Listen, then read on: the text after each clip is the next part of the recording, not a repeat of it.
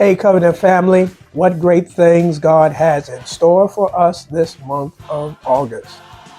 Bible study resumes on Wednesday, August the 7th. Minister Patrick Barnes is leading a series on human sexuality and faith. Set to be a powerful series. If you're interested, join us for that series on Wednesdays. You know by now that this Sunday is Communion Sunday, and we are excited to welcome as a special guest visitor DC's Attorney General Brian Schwab. We'll have a community luncheon afterwards in the fellowship hall, and that'll be an opportunity to eat together and to ask the Attorney General some questions.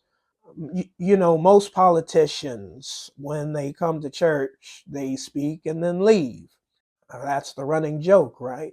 But Mr. Schwab especially requested to come to Covenant this Sunday and to be with you, worship with you, and to hear from you. Now, I will let you know.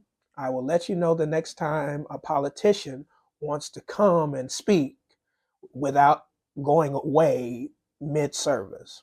I'll let you know that. But in the meantime, I encourage you, come to worship, bring somebody with you, especially if you're in the Bellevue Congress Heights community.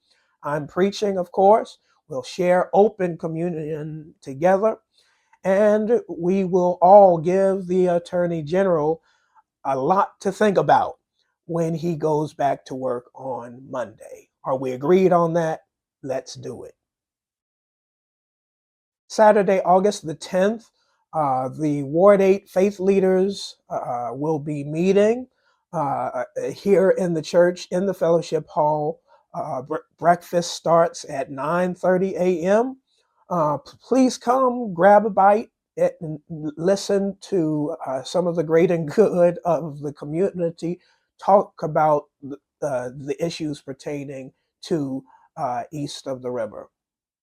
And then the following Saturday, August 17th, is our annual health fair and back to school explosion. Just one more expression of love that we will show to the community, and particularly the young people of the community, of the neighborhood, before the school year begins. It's always a wonderful occasion. Let's turn it out this year. And if you can, bring somebody with you. Lastly, when you come to church on Sunday, you will see something new on the communion table. It is a gift from one of my friends in Palestine.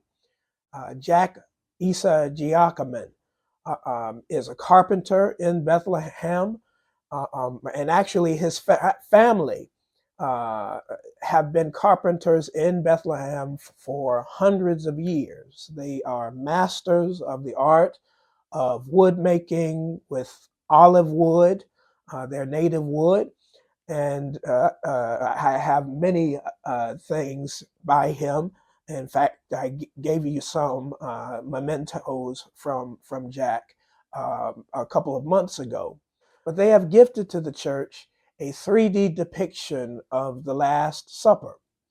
And aside from how amazing and intricate it is, one of the other interesting features of this Last Supper is that it creates the scene as ancient Palestinians would have sat for dinner in the first century.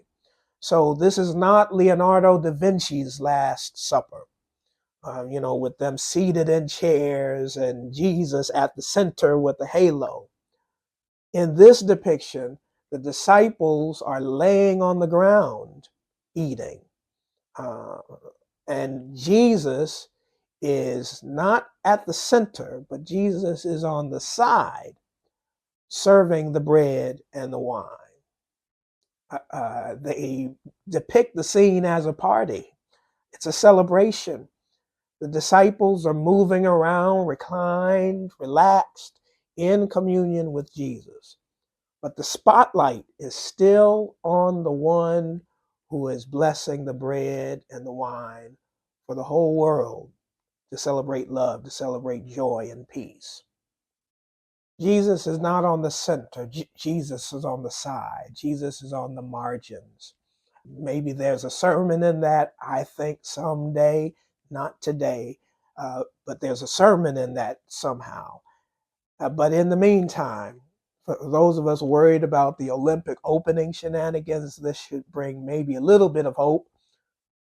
But surely no one can mock and shame Christianity worse than Christians can, through our witness and through our rejection of those things the Lord loves. So instead of being mad at the Olympics, y'all, go and vote and show your allegiance to all of those things that the Lord loves.